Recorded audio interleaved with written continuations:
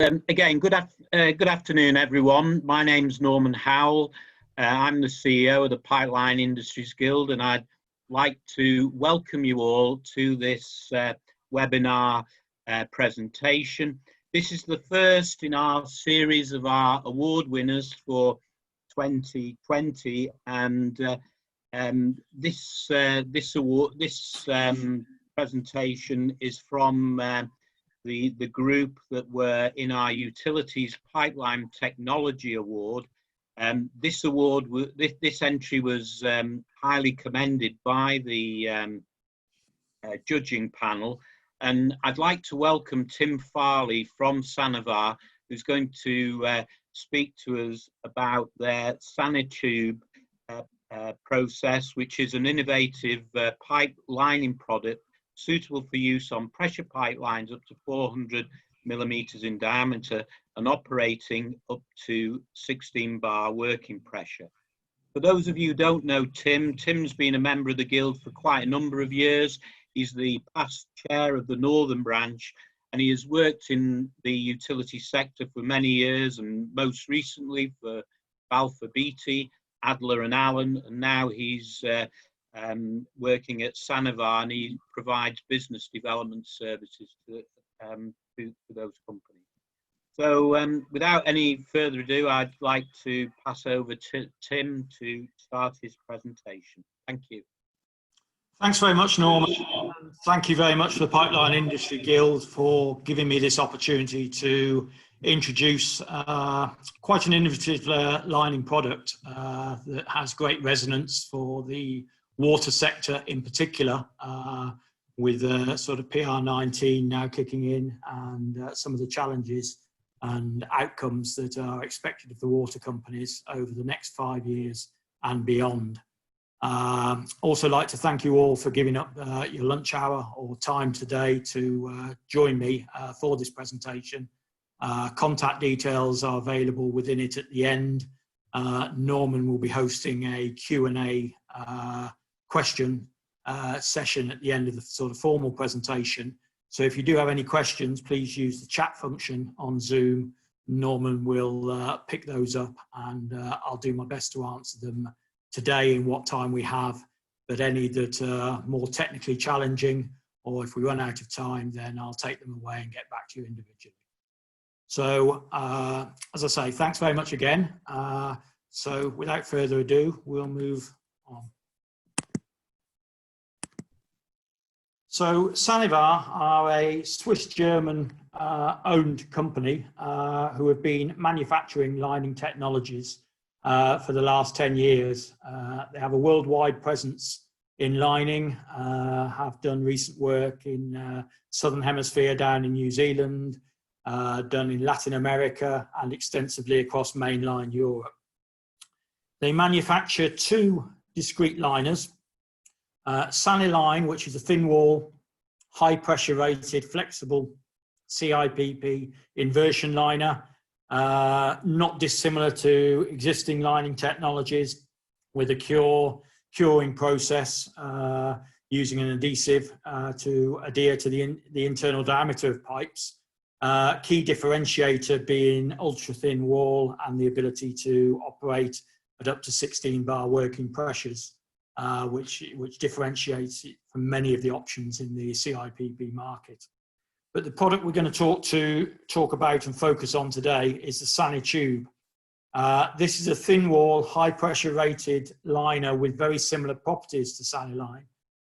What differentiates it is that there is no need to use any adhesive or any cure. The liner is effectively held in place through compressed air. You inflate the liner up like a sock inside the pipe, and it pushes out to the maximum extent against the pipe and is then held there under pressure, making it ideal for pressure pipelines, and it can be just simply winched through the pipe. So much quicker to install, no curing time, no adhesives to worry about. But we'll talk through that in more detail as we go through. As I say, both liners are very well proven across the European utility sector, and over 1 million meters have been installed around the world. and they're both approved for potable water use across Europe, and we're at the very advanced stage of gaining Regulation 31 approval for use in the UK. The final round of testing is scheduled for this month, and we would anticipate final certification being awarded no later than January 2021. So the agenda for the presentation, just so that you've got a roadmap on where we're going. Brief overview of the UK water sector challenges, introduction to the Sanitube product itself. There's then an installation video for a job we did in Wellington in New Zealand, right in the middle of lockdown, which was a challenge in itself. Some water sector applications. I'll run through a couple of the UK case studies, which out of necessity are from the wastewater sector at the moment. So a benefit analysis of what Sanitube offers against other technologies, overall summary, and then field your questions via Norman in a Q&A session. So hopefully, you know, round about the half-hour time frame, and then perhaps 10-15 minutes for questions at the end. So the UK water sector challenges, these will be common to most people on the call, I think. Obviously, leakage is probably #1 priority. And in that regard, Sanitube and the Sanivar linings provide a fast and cost-effective refurbishment and repair for water, with the caveat of getting the Regulation 31 approval, and wastewater pipelines. Water quality, less of an issue in the UK now. I think successive AMPs have largely addressed that. However, maintaining water quality is still absolutely paramount. And in that regard, the Sanitube system reconditions aging infrastructure and you know, restores pipeline to original condition, improving both flow and water quality with a guaranteed life of 50 years. So you really are getting new from old by deploying the technology. Pollution incidents, obviously linings, and where we've used the linings in the UK to date has been quite specific to address pollution or potential pollution incidents where aging infrastructure on wastewater pipelines has caused effluent to leak into water courses or cause ground contamination. And obviously there's very, very heavy and punitive fines applied by the regulator for such incidents. So Sanitube can really mitigate against those occurrences. In terms of customer experience, probably second only to leakage, or even parallel to leakage in terms of the outcomes that Ofwat are demanding of the sector. Because of the fast and efficient installation method of Sanitube, use of no dig minimises disruption, and you know, because the liner is literally winched through the pipe, it mitigates a lot of the HSE risks and reduces outages in supply and customer minutes lost. And another one that is really quite pertinent now, you know, to the changing environment that we face, is the whole issue of post-COVID working practices. Easy install, just via a launch and reception pit, and winch through the pipe, minimal handling, and is easy to install with you know, as little as a two-man team if required, and enables operatives to maintain a safe working environment and observing social distance. So as I say, Sanitube is our high-performance standalone pull-in liner. Picture on the left shows liner just being winched through via a reception pit. The liner is pre-folded, or is folded to usually about half its diameter, just to help and ease it through the pipe. And then obviously as the compressed air is pumped into the liner, the folding and the wrapping, just you hear it pop, which is a verification that, you know, the liner has expanded correctly, and you know, just the tape is left as a residual matter between the liner and the hose pipe that causes no concern at all. Liner typically supplied, as you see on the right, you know, depending on the size of the application, you know, with the liner and the end grip couplings there, the SaniGrip couplings. So in terms of redefining slip lining technology, The liner itself, Sanitube, is a textile liner with a double-sided thermoplastic coating. It's suited for the rehabilitation of pipes 80 mil through to 400 mil diameter. It can be used on a variety of mediums, water, sewage, industrial applications, gas, oil and petrol. It's resilient to a lot of materials and chemical resistance. And you know, it's really relatively new technology, so you know we are stretching boundaries all the time, and we would always look at every individual application and fully assess whether it was appropriate. But as yet, we found very limited resistance to using the liner in terms of the scope. Can be used on district heating systems as well, operating temperatures up to 85 degrees. And Sanitube is pulled in by using a standard winch and is reconnected to the hose pipe at either end with the SaniGrip coupling, which you see diagram for on the right hand side. So very easy to install, very quick to install, and minimal pipe preparation, because you haven't got to get the pipe absolutely spotlessly clean to allow for any sort of adhesion or any curing off, which may compromise the effectiveness of the liner. So in terms of the advantages, you know, I'm going to show you a video in the next slide, or the next section, which shows rehabilitation of a 1.5 kilometre pipeline that we did in Wellington in New Zealand. And because of its flexibility, you know, we were able to achieve, that was two parallel 150 mil pipelines, and we achieved a single pull of 1.5 kilometres on each pipeline over a 12-hour period by the time we'd gone through the inflation of the pipe, which, as you can imagine, you know, took quite some time to get it up to an operating pressure, usually tested out at 6 bar operating pressure, to check that the liner is stretched to fit snugly against the pipe interiors. We do have the capacity to navigate bends of up to 90 degrees, depending on whether they're short radius or long radius bends. Certainly navigated on the job that the photograph there relates to a job that we did at Colburn Sewage Treatment Works for Yorkshire Water, and that's the liner in that scenario coped with both a 45-degree bend and also a change in pipe diameter from 200 to 250 mil.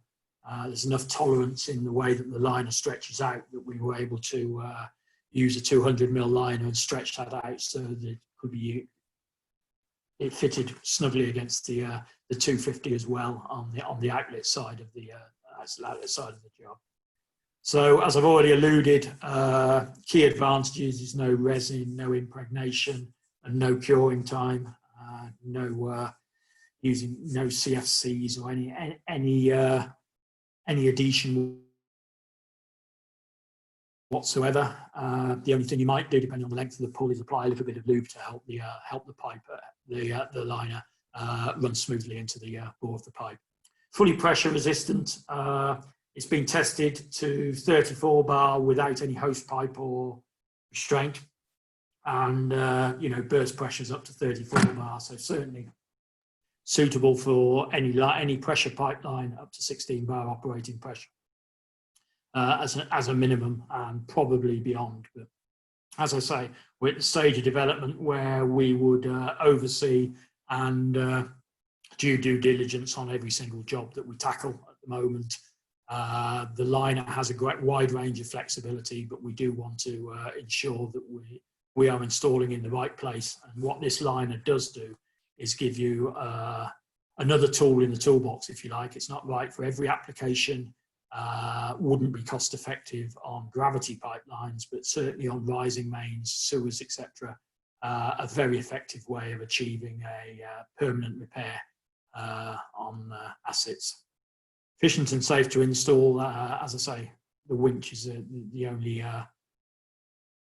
specialists are the only equipment you need. The flange connections at either end are very similar to a Viking Johnson in their form, and standard bolt torques to end plate for inserting pressure into the pipeline, and then you come off on a typical on an NP16 flange to reconnect to other assets or pipe. So I'm now going to run a video. Just bear with me till I set it up. This is the job I was referring to in Wellington in New Zealand.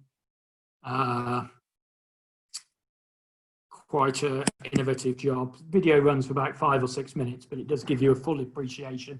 The sound quality is quite low, so you might have to listen quite intently to pick it up. And there are certain shots that are reminiscent of neighbours rather than the environment in which we work. But the principle of installing the pipe is well demonstrated in the video, and it does. I think it really brings home how effective and how innovative the product is.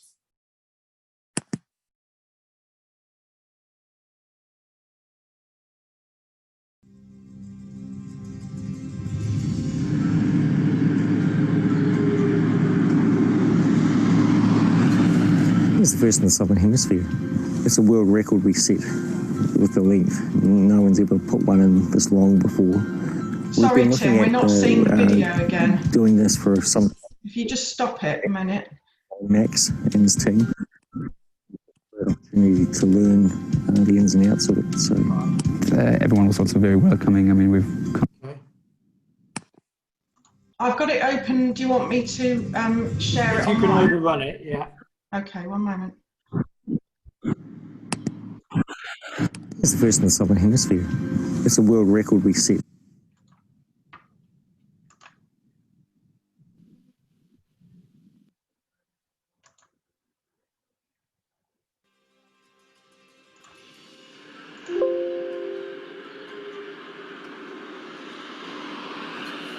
It's the first in the Southern Hemisphere. It's a world record we set with the length. No one's ever put one in this long before. We've been looking at doing this for some time with the Germans, with Alex and Max and his team, and it was just a great opportunity to learn the ins and outs of it. So everyone was also very welcoming. I mean, we've kind of been welcomed by pretty much everyone in New Zealand, so very overwhelmed also with the, how we were received. And I think with Hadley and Brunton, the great thing is that you have a partner that really has the capacity and the capabilities to do all of the surrounding work, so you can pull off also very complex jobs. Not only was it so difficult to design and make sure we got it absolutely right, but on top of that, level 4 lockdown happened. The planes fell out of the sky, and there was no way of getting it here. Germany was in lockdown. It's the longest liner they've ever produced in the history, so they had to get somehow fitted into a box to squeeze it into a plane to get it here under urgency. I think Wellington Water actually reached out to I don't even know, to the German government or the embassy to strike a deal to get us flown in on one of the empty legs of the repatriation flights that were supposed to bring Germans back home. It being picked up by police, brought into isolation, which I think was from like a macro perspective, I have to say, very stringent, very adhering. It was 2 concrete-lined ductile iron pipes, which run 1.8 kilometres between Island Bay and Kilburney through an old existing tunnel. They're cast underneath concrete. It looks like there's been a seismic shift in the tunnel, and the concrete benching is broken about 1/4 kilometre down the tunnel. In that section, both of the ductile iron pipes have broken and have water infiltration. The pressure liner that we're using today has been around in Europe for about 10-15 years. Look, this is the first one in the Southern Hemisphere. Let us do a world record attempt with it. It's a big ask, and we already been through the process to get some case study projects up and going, which were due to start sort of midway through the year. But then this one come online, and it was such an emergency and so much money at stake, and there was no way of fixing it apart from this solution. We couldn't say no, so hence why it's such an important project. The pipeline couldn't be cameraed because there's nothing in the world that can camera a pipe that small and that long. We developed the camera system that can camera over 5 kilometres in one hit with live feed back to the user in very high definition. We could also 3D scan with that and ascertain what the degree of bends were, what the diameter, internal diameter of the pipe was, what the breaks look like, all of that sort of stuff. So very, very clever technology. So there we have a mechanical seal, which has a ratchet system. It's called a quick lock seal. Comes on effectively like it's a pipe plug, so it's like a lengthy air balloon. You have the sleeve and the rubber over it. You drive it into the pipe. You expand the balloon, so you inflate it. It grows. Therefore, it kind of pops open. The wedges and the cocks settle in, and then it just compresses against the pipe. Even just installing that was very difficult, but we had the option, if we installed it and we got it wrong, we could cut the latch and it would retract and we'd be able to extract it out again if something went wrong. So you don't want friction because you risk overstressing things, you risk getting things jammed and so forth. The liner can withstand up to 16 tonne of pull. We pulled the protective high performance jacket, we pulled that at 900 kgs for the entirety of their 1.8k. And then the actual liner, which weighs 3.2 tonne, for the majority of the pull were around 700 to 900 kgs. But what we did was pour half a cubic metre of lube into the pipe before we started, and then as we're pulling the sock into the pipe, initially we were lubing it as it went in, and then subsequently when we did the liner, we lubed it as well as it was going through the sock. And we also poured another half cube of lube in for good measure. So usually you have the liners on big spools, and so there's like a big drum that feeds in, but because this was so long, it's 1.8k long, we had it flat packed in a box to fit in the aeroplane, and there was no spindle that we could find big enough to actually fit it in a wrapped state. So we had to bring it out of the box using a series of men to guide it around, and then put it through our wrapping machine, which folds it into a C shape, and then it wraps tape around it to hold it in that C shape. So it's only about half the size of the pipe. It's then drawn through with the Dynex 16mm Dynex rope, pulled into the sock and lubed as it's going in, and we just quietly just keep pulling it in non-stop for 10 or 12 hours until it's through to the other side. Once it's through to the other side, we then let it relax overnight, and then we insert rubber bungs in either end. One of the pipe plugs then has a bypass, and now we inflate the whole thing with air. So what then happens is the adhesive tape pops and the whole liner gets a nice round circular shape, and now it sits really like a glove in the pipe. It's held into a circular shape purely through physics. It's wider than the pipe. So once that's done, we fit the SaniGrip couplers, the mechanical couplers at each side, and then do air pressure tests on those, and then we do a hydraulic test where we fill the entire liner with water and take it up to operating pressure. We've got it designed to operate at 35 bar with the liner with a burst pressure of 70 bar, plus the hose pipe is incredible for something that's only 4 mil thick.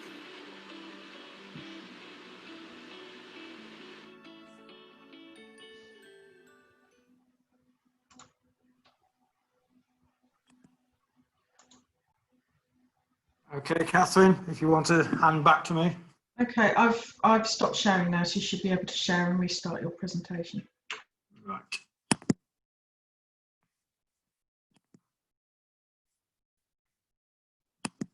Can you see that? Or now I've got to go back in and share. Just bear with me.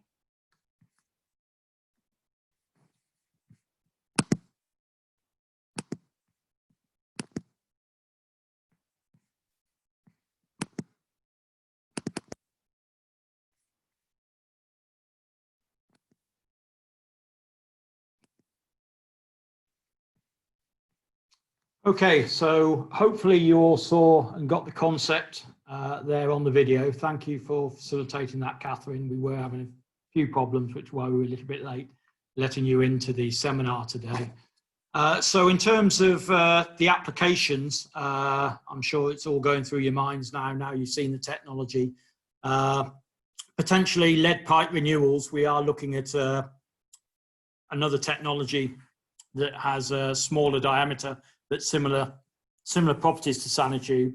Obviously at the moment the lower nominal bore is 80 mil, so not many 80 mil lead pipes out there. Key areas: trunk main refurbishment, distribution mains refurbishment, subject to the caveat of Regulation 31, and rising mains and sewers. So a couple of case studies that I'll run through. As I say, these are necessarily been in the wastewater sector. The first one was done about 18 months ago at Fowey, Quay, down in Southwest for Southwest Water, in collaboration with XJet and the H5O Delivery Alliance. It was a 300 mil ductile arm pipe refurbishment out under the estuary. Key challenges were the fact that it was a tidal estuary. It's a shellfish environment, so there are environmental issues of breaking into the pipe to do a conventional repair or replacement, and key customer interactions with it being a popular tourist destination. And so Sanitube was selected, and using a cofferdam, we relined a section of the main out under the estuary to connect into new pipe work, a new bypass pipe into the pumping station. Outcome saved Southwest Water millions of pounds, and in actual fact it gave them a solution to a problem that they hadn't feasibly got any other option or alternative. And the project was a winner of the Environmental Project Award at the UK STT Awards last year, or 2019. Seems a very long time ago now, with everything that's happened in the last 6 months, but a very successful project, addressing a very specific and bespoke problem. More conventionally, we did a job earlier on this year with Anglian Water, with Public Sewer Services, where there was a PVC rising main with a very checkered burst history, particularly under a bridge decking. The PVC pipe was installed in the bridge deck, and as I say, a very checkered burst history, and there was issues with the pipe fracturing under pressure from HGVs travelling over the bridge, and then seeping down through the bridge decking and effluent dropping into the watercourse. Public footpath nearby, so lots of customer interactions. Not the sort of place that you want to particularly be working in for a long period of time. Road closures were an issue because the main bridge into the village, so an impact on the local community. And this main was situated about 100 yards from the pumping station, so quite high pressures going through the PVC main. And over the course of a day, we were able to, the excavation pits had been dug out and the ends of the pipe exposed, and we pulled 100 mil Sanitube liner through, inflated it in exactly the same way as you've seen on the Wellington project, fitted to SaniGrip couplers, and the repair was completed and the pipe restored to full working conditions within 24 hours. And quite frankly, without wishing to pour scorn on any particular contractors or anything, I think that could have been expedited, but they just wanted to check the liner was in place and holding pressure overnight before they connected up with the SaniGrip couplers. So another very successful project. And we did a very similar one in January this year at Colburn Sewage Treatment Works for Yorkshire Water with Peter Duffy's, where there was a 200 mil pipeline, about 100 metres, that was running under concrete structures and buildings on top. To have excavated that out would have been, well, nigh on impossible, or to insert an open cut divert around that piece of pipe work would have been problematic, to say the least, in a working environment. And so again, the Sanitube provided the ideal solution for slip lining of a pressure pipeline under existing assets. So a quick summary of the benefits. Obviously speed, as you've seen, we can rehabilitate up to 1.5 kilometres in a day, accommodating bends. In terms of cost, you know, there's just no comparison, certainly with any open cut solution, 80% saving. Safety, massive issue, reduced civil works, you know, can be installed using social distancing and far less customer disruption. Sanitube's tested and certified for life expectancy of over 50 years, so it's effectively a permanent solution. Pressure mains, I keep banging that drum, that is its key differentiator in the fact that it's been tested to 34 bar and can be used in main operating pressures up to 16 bar with no reduction in pressure even through bends. Thin wall, high strength, flexible liner. As I say, the lining thickness is typical 2 to 3 mil wall thickness, but has the same properties of a you know, a pipe that you might install in a more conventional slip lining operation. So in summary, you know, the Sanivar linings, both Sanitube, which I've demonstrated today, and the CIPP SaniLine liner represent the next generation of CIPP linings. They've been well established around European utilities and worldwide case studies across various sectors. Ultra thin wall epoxy free linings, great flexibility. I hope I've shown how Sanivar addressed the key PR19 outcomes for the water sector. And as I say, both liners are already RAS approved, and we're at an advanced stage of the Reg 31 compliance. And once that arrives, I've got at least 3 water companies queuing up to use the liner on clean water systems, which is where its greatest benefits will be realised. But at the moment, we're happy to field any inquiries for either clean or longer term wastewater, for wastewater projects or any longer term clean water projects. And we're also looking to expand our distribution and contractor network in anticipation that you know, the balance will shift very, very quickly from waste to clean water applications over the course of the next AMP. So bit of a rushed run through, but hopefully it's given you an insight into what we can offer. We're at the moment in the process of compiling some sample boxes which contain samples of both liners, a thumb drive with this presentation and video case studies on, and a full literature pack. So I'd be delighted to mail any of those out to you on request. My contact details are there. If you just drop me a line and say that you'd like to receive a sample pack, they should be ready to dispatch by the end of the month. Any inquiries you have or anything you want to research further, all the contact details are there. But without further ado, I'd like to again thank Pipeline Industry Guild, but hand back to Norman to field any questions that the audience may have. Okay, thank you very much for that presentation, Tim. It was very interesting, and certainly, as you say, it provides perhaps the next generation of liners for our utility network. There are a few questions come in, Tim, so I'll start those away. The first one is from Bob Murray, who has asked, are these liners hydrogen resistant? Now, on the chat, Nick Preston's provided some information, but I'll let you sort of give the answer first. Well, I will bow to Nick's greater experience, you know, and yes, in principle, they are hydrogen resistant. I don't think that will be a problem. Again, on a bespoke application, you know, we would look at everything. We would look at operating pressures. We've looked at mediums. We look at concentrations and everything, and we will give you a full analysis and recommendation on whether the liner was fit for any particular application. But in principle, yes, that's not a problem.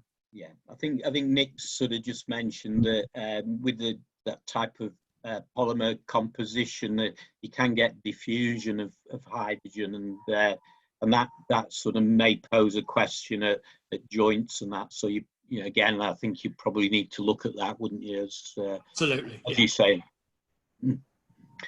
The next question's from Harry Cattrall, and Harry's asked, how do you connect ferrules onto a pipeline with Sanivar?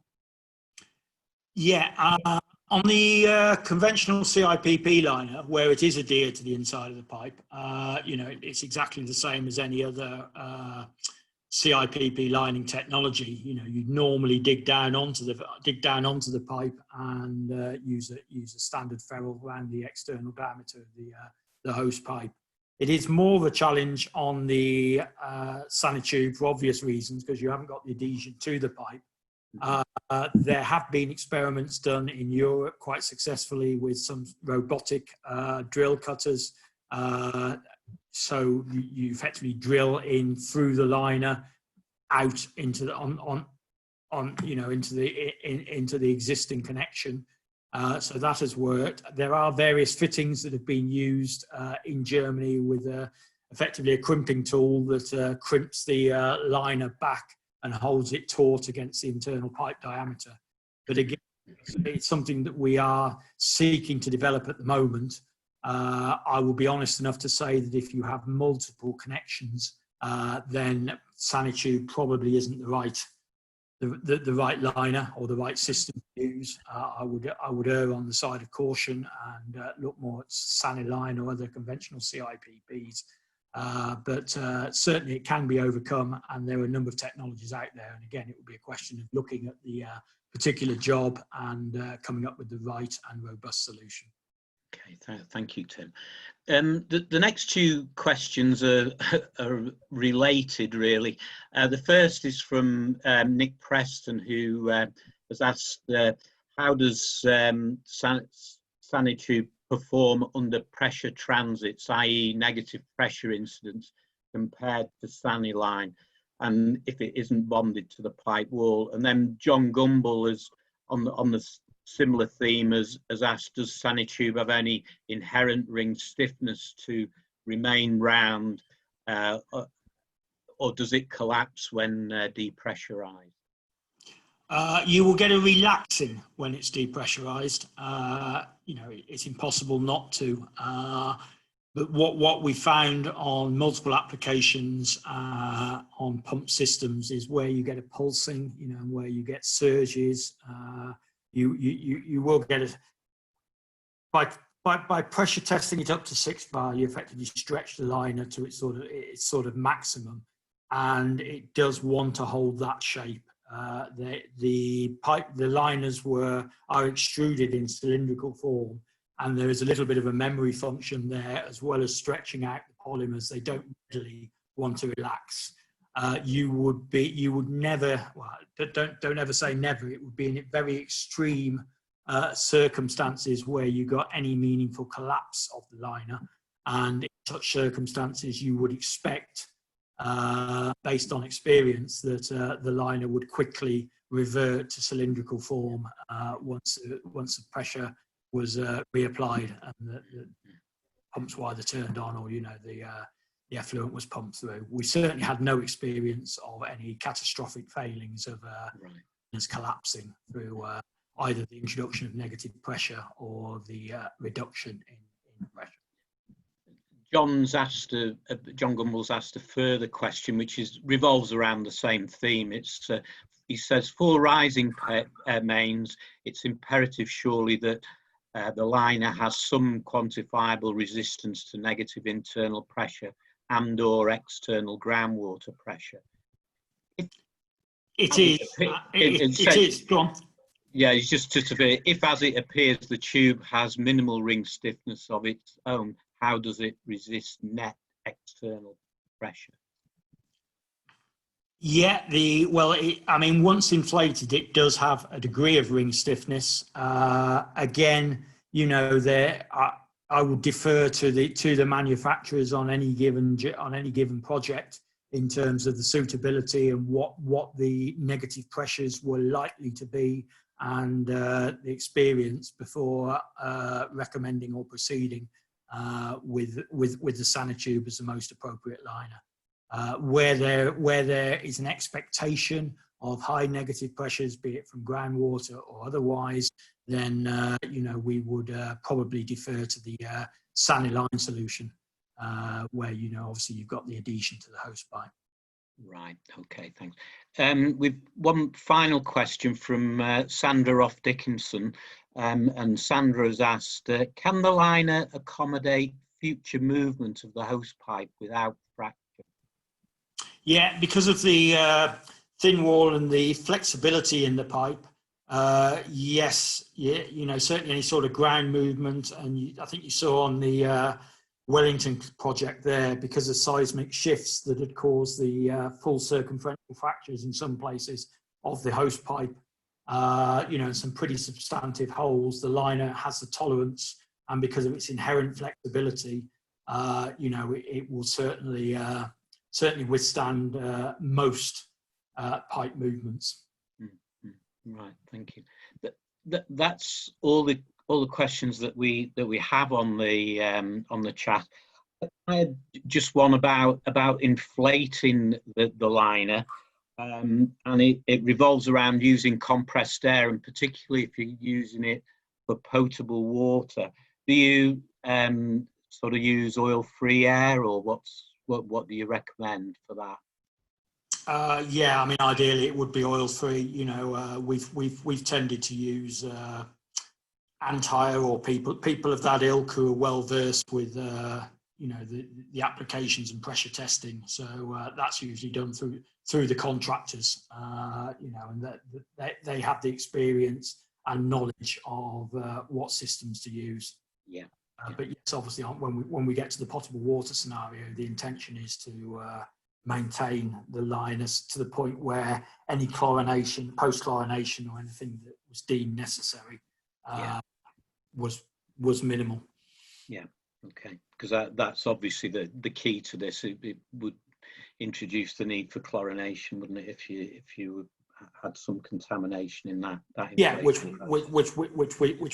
we want to avoid, but we're quite happy to accept if necessary. Okay, you've had a bit of a grilling from a few industry specialists there, I shall say. Yeah, I thank them all. That's a pretty robust list, that. And if I've managed to answer the questions at least 50% adequately, then I'm going to give myself a pat on the back there. Yeah, it's a who's who of the lining industry, that. Indeed, and I'm impressed. And I would also comment and thank Nick Preston in particular. I've already got his email requesting a sample pack, so I would encourage others to, you know, respond to that opportunity and give you an opportunity to sort of touch and feel the liner and, you know, socialise it with your teams as appropriate.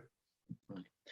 Okay, so thanks again, Tim, for a great presentation. Really interesting, and as I said, it's great to see new products coming into the market, which, you know, have let's say great advantages in terms of the customer experience, alongside improving installation times. So yeah, thanks very much for that.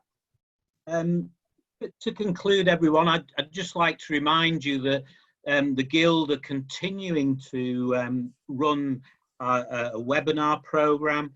In September, we're showcasing our award winners, and next week on Tuesday, the 4th of September, we've got our offshore pipeline winners, which is the Bacton combined outfall, and that'll be presented by Martin Berry of Royal Haskoning. And then on Thursday, we've got our utilities project winner, which is H21, which is one of the hydrogen projects, which will be presented by Stella Matthews of Northern Gas Networks. So please look out for the emails to book onto those webinars, and then we'll also have some further webinars throughout September, which you can see on the Guild website, which is pipeguild.com. So thanks again to Tim, and I'd like to thank you all for taking the time to attend this webinar, and I look forward to seeing you all in the future. Thank you very much.